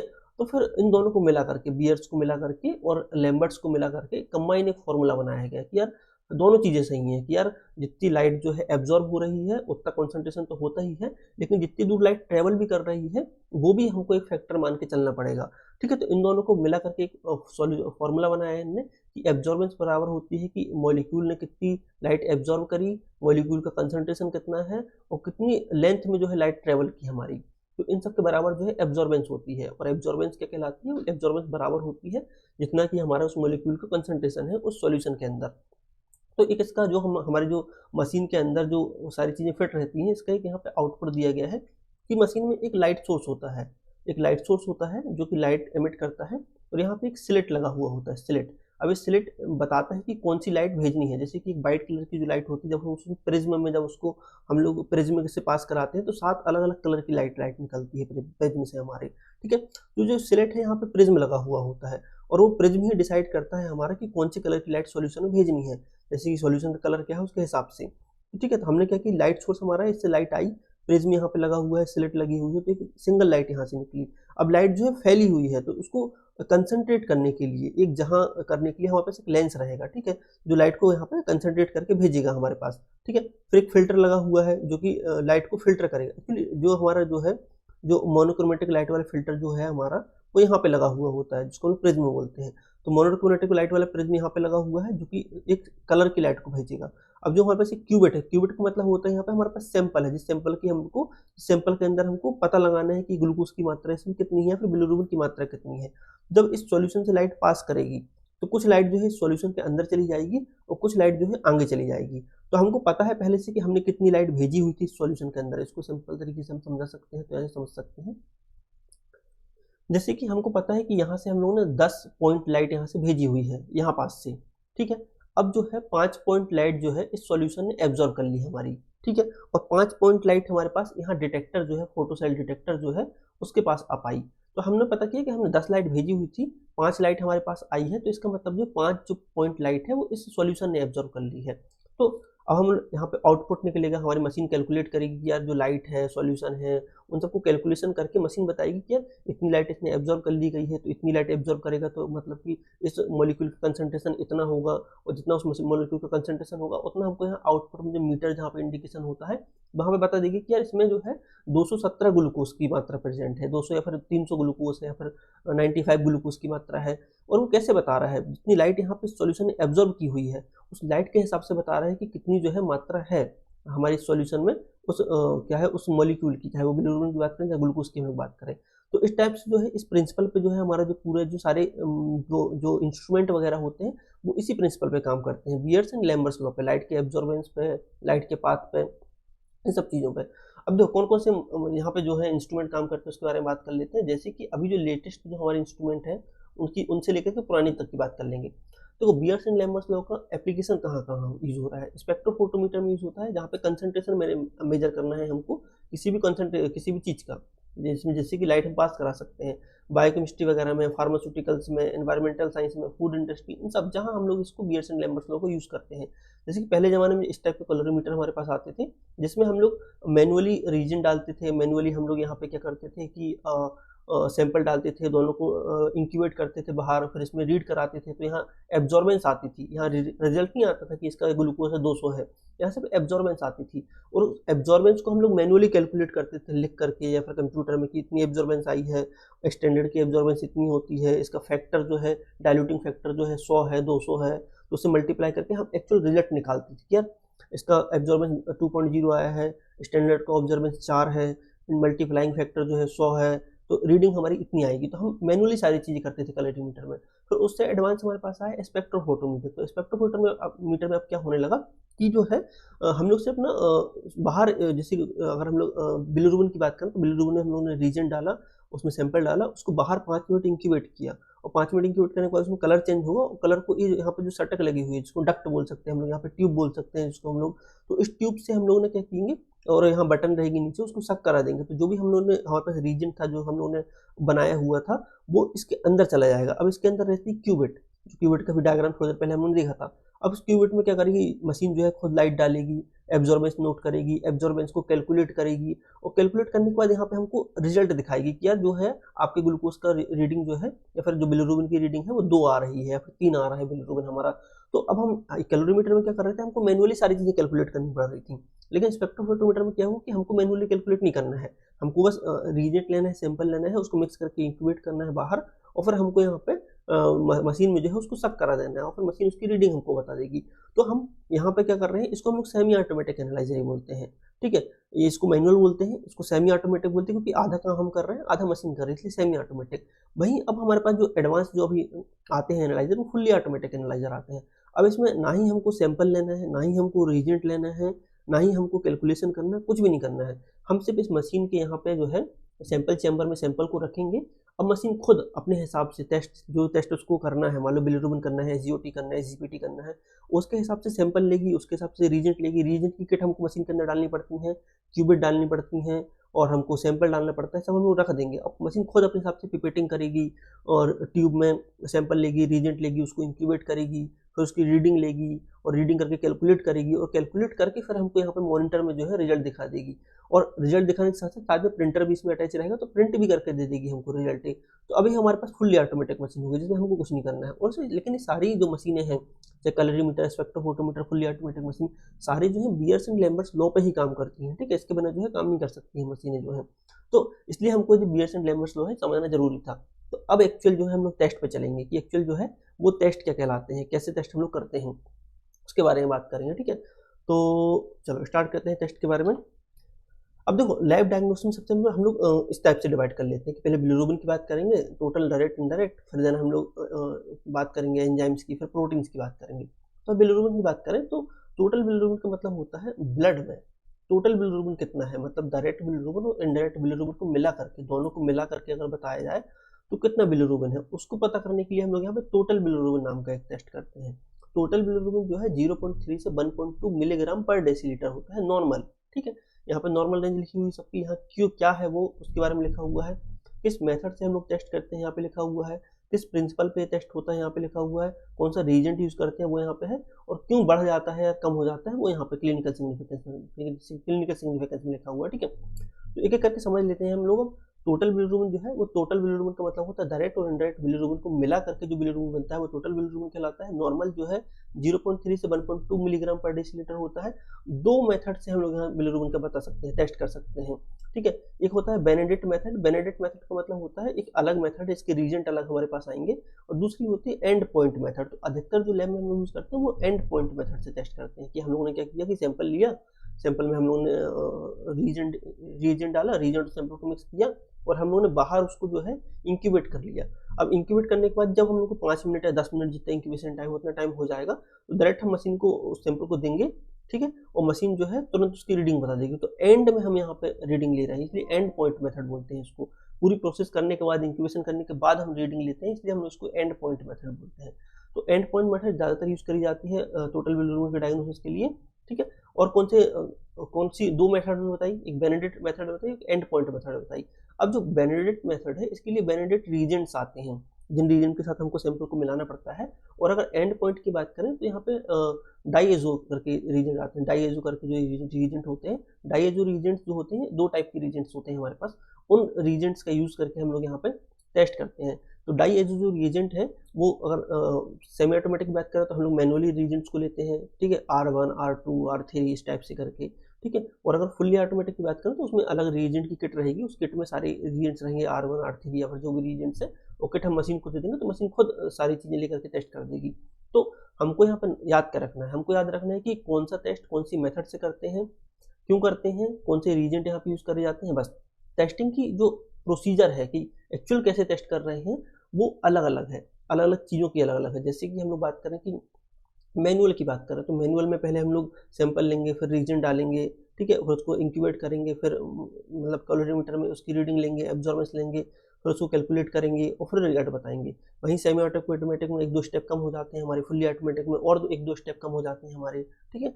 तो हम यहाँ पे प्रोसीजर की बात नहीं करेंगे कि यार इतना रीजेंट लेंगे, इतना सैंपल लेंगे, वो तो हर एक टेस्ट के लिए अलग अलग होगा। मतलब हर एक, जैसे बिलिरुबिन की ही अगर बात करें तो बेनेडिक्ट मेथड के लिए अलग रीजेंट ले सकते हैं हम लोग, अलग रीजेंट का वॉल्यूम लेंगे हम लोग, एंड पॉइंट के लिए अलग वॉल्यूम लेंगे हम लोग। जैसे कि एक एग्जांपल मान के चलते हैं कि अगर एंड पॉइंट मेथड की बात करें तो 500 ml R1 ले लेंगे और सैंपल ले लेंगे 10 माइक्रोलीटर, और फिर देन हम लोग यहाँ पे R3 ले लेंगे 10 माइक्रोलीटर और उसको इंक्यूबेट करेंगे 5 मिनट, उसके बाद उसकी रीडिंग लेंगे और जो रीडिंग आएगी वो हमारी टोटल बिलिरुबिन की रीडिंग कहला जाएगी। तो वो तो हर एक मेथड के लिए अलग अलग रहेगा। तो हम लोग रीजेंट की बात नहीं करेंगे, रीजेंट की क्वांटिटी या फिर उसकी, हम लोग मेन जो मेथड जो पूछी जाती है, रीजेंट की क्वांटिटी नहीं पूछी जाती कभी एग्जाम में। एग्जाम में पूछी जाती है कि नॉर्मल रेंज क्या है, क्या कहलाता है, डेफिनेशन क्या है इसकी, कौन सी मेथड से टेस्ट करते हैं, कौन से रीजेंट यूज करते हैं और कब बढ़ जाता है, ये पूछा जाता है एग्जाम में। ठीक है, और हमको ये लिखना रहता है एग्जाम में। ठीक है, तो हम इसके बारे में बात करते हैं। ठीक है, तो जो डाइएजो रीजेंट जो हमारा है, इसमें क्या करते हैं, एक्चुअली होता क्या है, हम लोगों ने सैंपल लिया और रीजेंट लिया, उसको मिक्स किया और जितनी एब्जॉर्बेंस आएगी उतना इसके रिजल्ट होगा, बस यही हमारा जो है प्रिंसिपल पे काम करते हैं हमारे। अब कब बढ़ जाता है टोटल बिलिरुबिन, जब हेपेटाइटिस किसी को होगा, सिरोसिस किसी को होगा, बाइल डक्ट ऑब्स्ट्रक्शन किसी को होगा, हेमोलाइटिक एनीमिया होगा, तो ये सारे इंडिकेशन है हमारे लीवर डिसीज के या फिर हमारे हेमोलाइटिक डिसीज के, इन सब में जो है टोटल बिलिरुबिन बढ़ जाता है। वही बात करें डायरेक्ट बिलिरुबिन की, डायरेक्ट बिलिरुबिन सीधे जो है लीवर द्वारा बनाया जाता है। ठीक है, लीवर द्वारा बनाया जाता है और जो है हमारी बॉडी के अंदर जाकर के काम करता है। तो जो हमें डायरेक्ट बिलिरुबिन का नॉर्मल रेंज क्या होता है, 0.1 से 0.4 जो मिलीग्राम पर डेसीलीटर है, वो डायरेक्ट बिलिरुबिन की नॉर्मल रेंज है। अगर इससे बढ़ा हुआ मिलेगा हमको तो बोलेंगे कि डायरेक्ट बिलिरुबिन बढ़ा हुआ है हमारा। कौन सी मेथड से टेस्ट करते हैं, डाइएजो मेथड से हम लोग यहाँ टेस्ट करते हैं, डायरेक्ट मेथड से। ठीक है, अब इसमें क्या होता है कि जो बिलिरुबिन जो है वो डाइएजो रिएजेंट के साथ हम लोगों ने सैंपल को मिक्स किया, उसको इंक्यूबेट किया और कलर हमारा चेंज हुआ, कलर चेंज करके हम लोग उसको मेजर कर लेंगे। वो मेजर करेंगे तो हमको रिजल्ट पता चल जाएगा कि कितना उसके है डायरेक्ट बिलिरुबिन की कितनी क्वांटिटी है उसके अंदर। डाइएजो रिएजेंट यूज करते हैं, कब बढ़ता है हमारा जो है डायरेक्ट बिलिरुबिन, ऑब्स्ट्रक्टिव जॉन्डिस में। ठीक है, कोलेस्टेसिस में, कोलेस्टेसिस मतलब होता है वही ऑब्स्ट्रक्शन वगैरह। ठीक है, हेपेटाइटिस में और सिरोसिस में जो है डायरेक्ट बिलिरुबिन बढ़ा देखने के लिए मिलता है। वही इनडायरेक्ट बिलिरुबिन की अगर हम लोग बात करें तो इनडायरेक्ट बिलिरुबिन क्या होता है, डायरेक्ट लीवर के द्वारा नहीं बनाया जाता है, ये आरबीसी के टूटने से बनता है। ठीक है, आरबीसी के जो टूटने से बनता है और ये एल्बुमिन से बाउंड होता है हमारा, इसलिए हम लोग उसको अनकंजुगेटेड बिलिरुबिन बोलते हैं, फिर इनडायरेक्ट बिलिरुबिन इसको बोला जाता है। ठीक है, इसकी मात्रा नॉर्मल रेंज जो है ब्लड में जो है 0.2 से 0.8 मिलीग्राम पर डेसीलीटर होती है। इसको डायरेक्ट हम लोग नहीं लगाते हैं, मतलब डायरेक्ट इसका टेस्ट हम लोग नहीं करते हैं, ये कैलकुलेटेड होता है। कैलकुलेटेड होता है इन द सेंस कि हम लोग टोटल बिलिरुबिन जो हमारे पास आया है, टोटल बिलिरुबिन का मतलब क्या है, जिसमें कि डायरेक्ट और इनडायरेक्ट दोनों बिलिरुबिन मिक्स हैं। मान लेते हैं टोटल बिलिरुबिन 1 आया है हमारा, डायरेक्ट बिलिरुबिन किया तो डायरेक्ट बिलिरुबिन आया है 0.5 हमारा। ठीक है, इनडायरेक्ट बिलिरुबिन तो ऑटोमेटिक हमको पता चल जाएगा कि यार टोटल बिलिरुबिन 1 है, टोटल 1 है और डायरेक्ट अगर 0.5 है तो इनडायरेक्ट 0.5 होगा हमारा। ठीक है, तो टोटल से माइनस करते हैं हम डायरेक्ट बिलिरुबिन को तो हमारा इनडायरेक्ट बिलिरुबिन निकल के जाता है। तो डायरेक्ट इसका टेस्ट नहीं किया जाता है, कैलकुलेटेड होता है हमारी रीडिंग। ठीक है, इसलिए इसकी मेथड को जो नाम है कैलकुलेटेड मेथड है, क्योंकि ये कैलकुलेट करके निकाला जाता है। ठीक है, तो अब इसके प्रिंसिपल क्या है, टोटल बिलिरुबिन को माइनस कर देंगे डायरेक्ट बिलिरुबिन से तो टोटल जो निकलेगा वो इनडायरेक्ट बिलिरुबिन कहलाएगा। अब कब बढ़ता है इनडायरेक्ट बिलिरुबिन, क्लिनिकल सिग्निफिकेंस क्या है इसका, तो हेमोलाइटिक अगर किसी को एनीमिया वगैरह है, आरबीसी बहुत ज़्यादा ब्रेक डाउन हो रही है, तो उस टाइम पे हमारा जो है इनडायरेक्ट बिलिरुबिन बढ़ जाता है। ठीक है, तो हमने बात करी बिलिरुबिन के बारे में, तो हम लोग को अगर किसी को बिलिरुबिन बढ़ेगा तो क्या दिक्कत होगी उसको, जॉइंटिस वगैरह हो सकता है, नॉर्मली इंसान ऐसा दिखता है, स्किन उसकी पेल हो जाएगी, आंखें हमको पीली दिखने लगेंगी उसकी। ठीक है, जब हम लोग टेस्ट करेंगे तो बिलिरुबिन की मात्रा उसकी बॉडी में ज़्यादा देखने के लिए मिलेगी, तो हम बोल सकते हैं उसको जॉइंटिस वगैरह हो जाएगा, लीवर में दिक्कत हो जाएगी तो बढ़ जाएगा ये। यही बात करें एंजाइम्स की बात करते हैं हम लोग। एंजाइम्स में क्या होता है, एसजीओटी, एसजीपीटी, एल्कलाइन फॉस्फेटेज और जीजीटी, इन 4 एंजाइम्स का हम लोग टेस्ट करते हैं। डेफिनेशन क्या है कि जो है एलटी जो है वो मेन हमारा जो है जो लीवर की सेल्स के अंदर जो पाए जाने वाला जो एंजाइम है, वो अगर से लीवर की सेल डैमेज हुई तो वो लीक होकर के ब्लड में चला जाएगा और जैसे ब्लड में जाएगा तो इसकी नॉर्मल रेंज से क्या है, ये बढ़ जाएगा। नॉर्मल रेंज कितनी होती है, 7 से लेकर के 56 तक जो है यूनिट पर लीटर जो है इसकी नॉर्मल रेंज होती है। सबकी नॉर्मल रेंज याद करना बहुत ज़्यादा जरूरी है, क्योंकि एग्जाम से पूछी जाती है। मेथड्स के बारे में पढ़ना जरूरी है कि कौन सी मेथड से टेस्ट कर रहे हैं, ये भी एग्जाम से पूछे जाते हैं। ठीक है, प्रिंसिपल पढ़ सकते हैं, नहीं भी पढ़ें तो भी चल जाएगा हमारा। ठीक है, मैंने कि इस टाइप से प्रिंसिपल भी पता होना जरूरी है, प्रिंसिपल के बारे में बात कर लेते हैं। देखो नॉर्मल रेंज क्या है, 7 से 56 यूनिट पर डेसीलीटर होती है। एंजाइमेटिक मेथड से टेस्ट करते हैं। एंजाइमेटिक मेथड का मतलब होता है हम एक एंजाइम यूज करेंगे और उस एंजाइम का एंजाइम से रिएक्शन कराएंगे, एंजाइम मतलब एएलटी से रिएक्शन कराएंगे दूसरे एंजाइम की, तो फिर क्या होगा कि हमको एक प्रोडक्ट मिलेगा और जो प्रोडक्ट मिलेगा उस प्रोडक्ट को मेजर करके हम बता सकते हैं कि एएलटी की मात्रा कितनी है। जितना ज़्यादा प्रोडक्ट बनेगा उतनी ज़्यादा एएलटी की मात्रा होगी। तो कौन सा रिएजेंट यूज करते हैं हम लोग यहाँ पे, L alanine alpha ketoglutarate use करते हैं। एल एलिनिन अल्फा कीटोग्लूटारेट जो होता है वो एएलटी से रिएक्ट करेगा। तो एएलटी जो है हमारा जो एएलटी जो एलिनिन है वो अल्फा कीटोग्लूटारेट से जब रिएक्ट करता है तो पायरुवेट और ग्लूटामेट बनता है हमारे। और जो पायरुवेट और ग्लूटामेट जो है इनका हम लोग यहाँ पे क्या करते हैं, ऑब्जर्वेशन कर लेते हैं, मेजर कर लेते हैं अपने मशीन के अंदर, तो हमको पता चल जाता है कि एएलटी की मात्रा कितनी होगी। अब कब बढ़ता है एएलटी, वायरल हेपेटाइटिस हो, फैटी लिवर हो, सिरोसिस हो। ठीक है, तो इन जब भी लीवर डैमेज होगा किसी भी कारण से तो जो है एएलटी बढ़ जाएगा हमारा। वहीं ईएसटी की बात करें, एसजीओटी जिसको हम लोग बोलते हैं, तो लीवर के अलावा हार्ट और मसल्स और किडनी में भी ये पाया जाता है, इसलिए इसका इंडिकेशन स्पेसिफिक लीवर के लिए नहीं है, लेकिन लीवर में भी अगर डैमेज होगा तो भी ये बढ़ जाएगा। नॉर्मल कितना होता है 10 से 40 यूनिट पर डेसीलीटर, इसकी नॉर्मल रेंज है।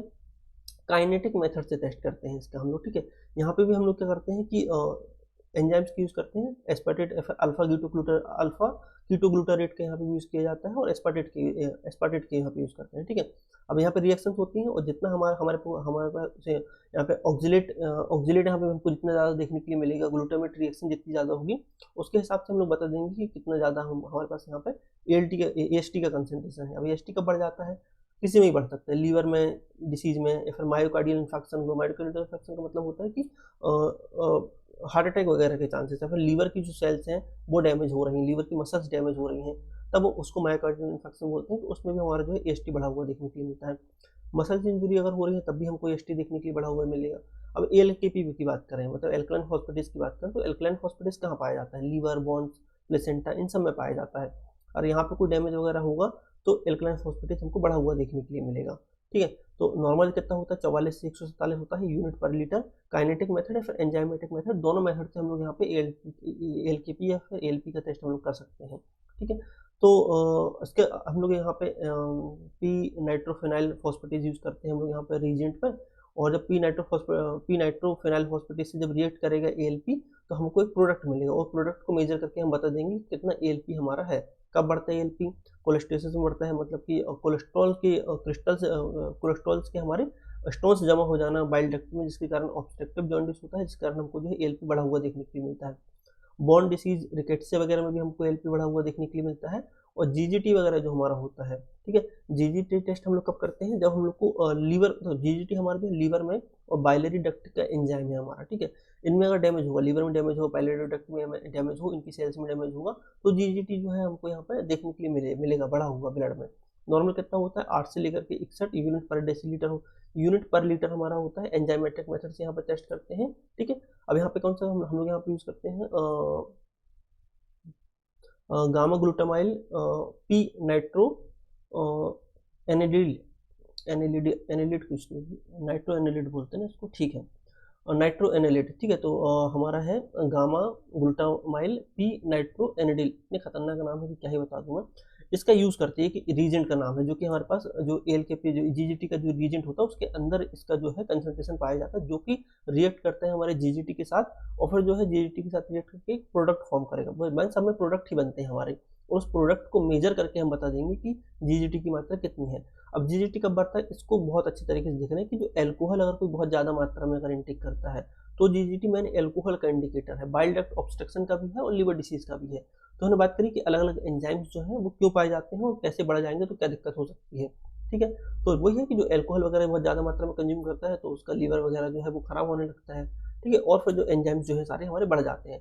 तो अब लास्ट हम लोग प्रोटीन्स की बात कर लेंगे, हमारा लास्ट टॉपिक है प्रोटीन्स का। इसके बाद फिर हमारा जो है आज का LFT का टॉपिक यहाँ पे खत्म हो जाएगा हमारा, ठीक है। तो प्रोटीन की बात कर लेते हैं। तो टोटल प्रोटीन का मतलब होता है कि टोटल एल्बुमिन की मात्रा और ग्लोबुलिन की मात्रा कितनी है ब्लड में, ठीक है। तो एल्बुमिन की मात्रा, ग्लोबुलिन की मात्रा को टोटल किया जाए तो उसको टोटल प्रोटीन बोला जाता है। तो टोटल प्रोटीन जो है नॉर्मली 6 ग्राम से लेकर के 8 ग्राम या फिर 8.3 ग्राम पर डेसीलीटर हमारा नॉर्मल होता है हमारे ब्लड में। अब इसको कैसे टेस्ट करते हैं, इसके एग्जाम्स में क्वेश्चंस आए हुए हैं, एक्चुअली मैंने खुद इसके एग्जाम्स में क्वेश्चन देखे हुए हैं प्रीवियस ईयर क्वेश्चन में, कि जो है टोटल प्रोटीन जो है किस मेथड से करते हैं। तो जो ब्यूरेट मेथड जो होती है उससे हम लोग यहाँ पे जो है टोटल प्रोटीन का टेस्ट करते हैं। तो याद रखना कि ब्यूरेट मेथड से हम लोग यहाँ पे टोटल प्रोटीन का टेस्ट करते हैं, ठीक है। तो हमने बात करी टोटल प्रोटीन क्या होता है, एल्बुमिन ग्लोबुलिन का मिक्सर होता है, 6 से 8 ग्राम पर डेसीलीटर होता है। देखो हम जब एंजाइम्स की बात कर रहे थे तो वो यूनिट पर लीटर में उसकी रीडिंग थी, ठीक है, यूनिट पर लीटर। और जब हम लोग प्रोटीन की बात करते हैं प्रोटीन बहुत ज़्यादा मात्रा में होता है तो ग्राम पर डेसीलीटर में होता है, ध्यान रखने वाली बात है, ठीक है। तो ग्राम पर डेसीलीटर में प्रोटीन मिलेगा, ब्यूरेट मेथड से टेस्ट करते हैं, ठीक है। अब यहाँ पे इसकी प्रिंसिपल समझ लेते हैं और रीजेंट समझ लेते हैं, ठीक है।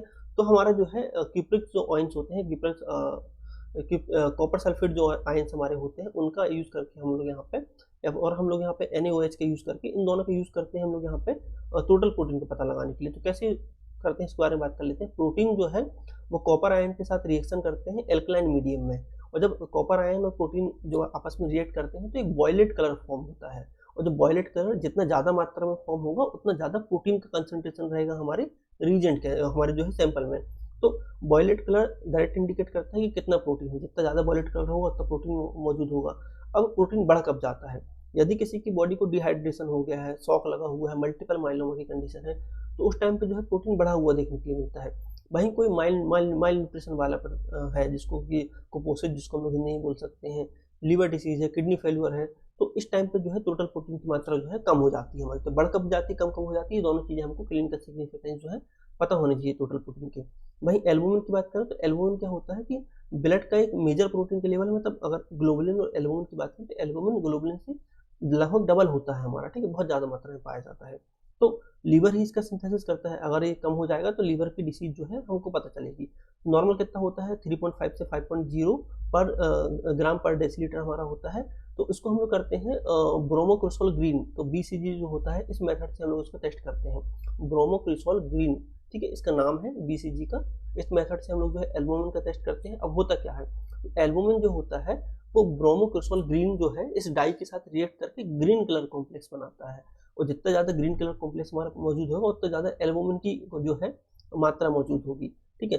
अब एल्बुमिन जो है वो नॉर्मल जो है, नॉर्मल हमारा 3.5 से 5.0 रहता है। वही अगर कम हो जाए तो कब कम हो सकता है, लीवर डिसीज में, नेफ्रेटिक सिंड्रोम में। देखो एल्बुमिन जो है, जब नेफ्रोटिक सिंड्रोम होता है, नेफ्रोटिक सिंड्रोम का मतलब होता है कि हमारे किडनी के नेफ्रॉन्स डैमेज हो जाना। तो जब किडनी के नेफ्रॉन्स डैमेज हो जाते हैं तो एल्बुमिन जो है यूरिन के माध्यम से बाहर आने लगता है। तो लीवर तो सही साठ मात्रा में एल्बुमिन बना रहा है, लीवर में डिसीज नहीं है, लेकिन किडनी खराब हो गई आदमी की, तो जो एल्बुमिन है वहाँ से लीक करने लगेगा, तो भी जो है एल्बुमिन की मात्रा हमको कम देखने के लिए मिलेगी ब्लड में। तो लीवर डिसीज के कारण, नेफ्रोटिक सिंड्रोम के कारण कोई अगर एल्बुमिन खा ही नहीं रहा है, माल न्यूट्रिशन वाला है, एडिमा है, तो इस टाइम पे क्या होता है कि एल्बुमिन की जो मात्रा जो है कम देखने के लिए मिलती है। वहीं ग्लोबुलिन की बात करें तो ग्लोबुलिन क्या है, इम्यूनिटी देता है हमको, ट्रांसपोर्टर प्रोटीन है हमारा, ठीक है। एल्बुमिन के बाद दूसरे नंबर पर जो मेजर प्रोटीन है वो ग्लोबुलिन ही आता है। इसके बाद फिर फिब्रिनोजन वगैरह हमारे आते हैं जो क्लॉटिंग फैक्टर्स के प्रोटीन है, ठीक है।